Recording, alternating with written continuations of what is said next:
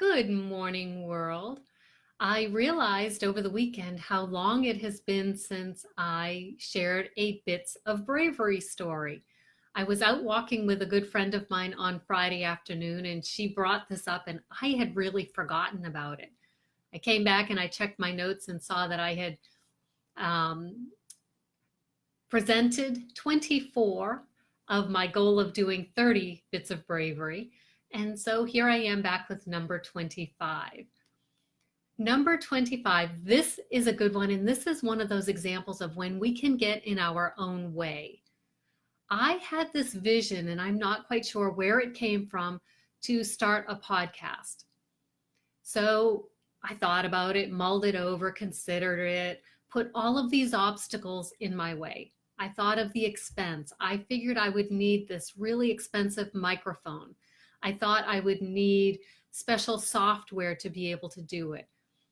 Those two things would also require a lot of time to learn the software, time to come up with the ideas for a podcast. So many expenses of my time and energy. And so I kind of poo-pooed the idea and just kind of sent it on its merry way. But the idea wouldn't go away. It wouldn't just drift off into the sunset and let me move forward. It just kept hanging with me. So I did a little bit of research and learned a little bit about how to create and produce and edit and upload and host a podcast. That did take the time, but you know what I found out as I was learning these things? It was exciting. It got me just, I was just wired for it. I thought this would be really cool. So I started figuring out some of the background things. I was able to find a highly recommended microphone that cost me, I think it was around $80. I discovered that there was free software that I could use to record, edit my podcast. And I just found, the big thing was that I needed to convert the format from the software I had into MP3 format, which is the accepted and traditional standard for audio files. The software I had could do it, but I had to do some technical thing, and I tried it. It wasn't working for me, and I was ready to just, that's a sign from heaven that I shouldn't be doing this. Calm down.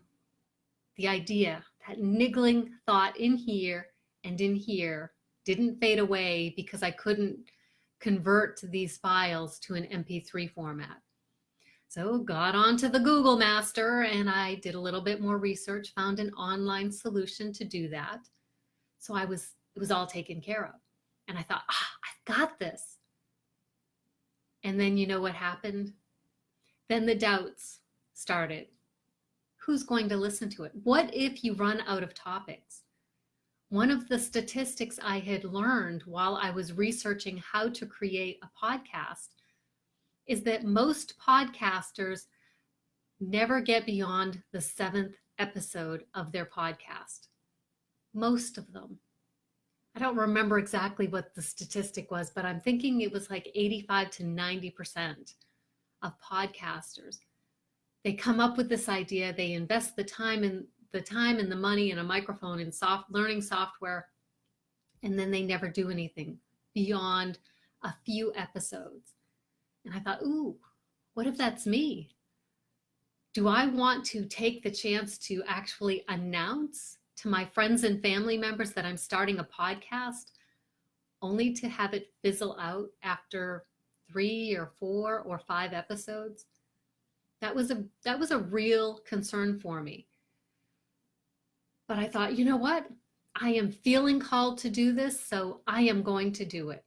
I struggled with coming up with a name. I finally settled on Reflections of a Recovering Ugly Duckling.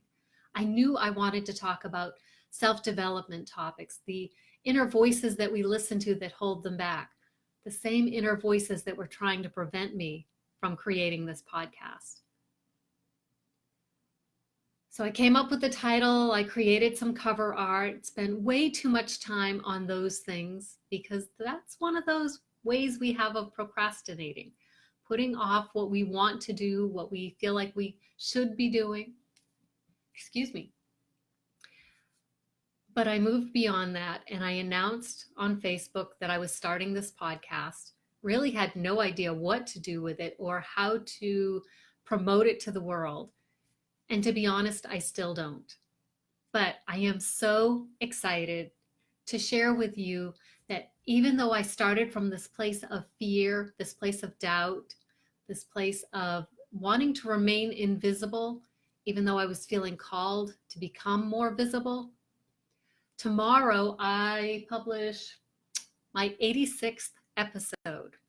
So I have completed 86 episodes of Reflections of a Recovering Ugly Duckling. And I am so excited about that. My worry about running out of ideas for topics has never come to pass. Every week I produce an episode, and every week an idea comes to me through my higher power.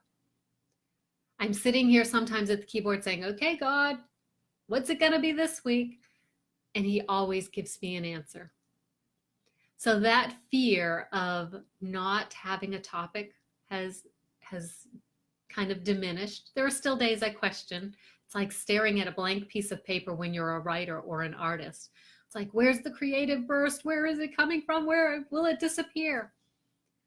Hold your trust, hold your faith, and it will be there for you. So I do count this as one of my more recent, even though it's a year and a half ago, episodes of a bit of bravery, because each week when I sit down to prepare this podcast episode, I have those doubts. Will this message mean anything? Sometimes I'm recording it and I'm saying, not really coming together. And it's funny because sometimes those episodes are the ones I get the most feedback on. So we never know what we're going through, what we're sharing, how it will impact the people in our lives, the people that are listening. So if you've never listened to my podcast, Reflections of a Recovering Ugly Duckling, I do hope you'll check it out. You can find it on my Facebook page. Every week it uploads the podcast information to my page. So yes, it took a little bit of courage, and it takes courage every week to put myself out there, because the stories and the situations I share are real. They're mine. They're the struggles I am going through. And it's difficult at times. The episode that is being released tomorrow is one that didn't come together exactly as I wanted it to. I had wanted to share how I celebrated my son Sean's birthday, what would have been his 28th birthday, a week ago Saturday, August 4th. And as I started to record the episode, my voice just kept breaking. I just started crying and I couldn't get through it. And so I had to change things and wasn't quite sure how it was coming together. And then at the very end, I was able to share a very brief story of how I dealt with and coped with, celebrated and shared what would have been his birthday, his 28th birthday, with friends and family members on Facebook. So I become very vulnerable in these podcast episodes. And when I think about it, that's scary to me. When I'm doing it, it just feels natural, it feels comfortable, it feels real. So as you're looking back at your own stories, your own bits of bravery, I wonder if you're going to discover, like I did, that sometimes it's not in the moment that we feel brave. It's either before the event happens or it's afterwards, and we look back and we say, wow, that took some guts, that took some courage. But in the moment, we're just being who we are. And that's kind of magical, knowing that we all have our courage and our hearts that are guiding us through everything that's going on in life.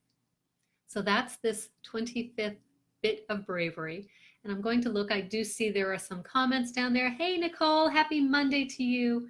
Oh, thank you. Sharing vulnerability can be difficult, but it's freeing. Sharing when you are going through struggles and difficult times, it is so freeing because you don't have to keep this mask in place. The facade is gone. People see you, and those who love you will love you even more. Those who are kind of neutral towards you or cold towards you, that will put them off, and you will be able to identify them. And then you'll know where you stand. Because even if they still have their masks on, you'll recognize them. Always be true to yourself. That's probably the hardest thing of all. And it's something that I still struggle with. In my book, Glow, I wrote a story called... So in my book, Glow, I wrote a story about wearing your Halloween masks. I'm pretty sure it's in here. Let me just make sure real quick, because I think it made it in the final cut. Yes, if you're wearing a mask, I hope it's Halloween. So if you haven't read my stories, this is just a collection of short stories. I think I did a Bits of Bravery story about putting that book together. Life is full of little opportunities to step up and step out of your comfort zone. So I hope you'll do a little bit of stepping today and think about it and share that little adventure with a friend. You might make their day and might let them discover how much courage they have. Have a great day, and I will see you soon when I will talk about number 26 of my Bits of Bravery. Have a great day.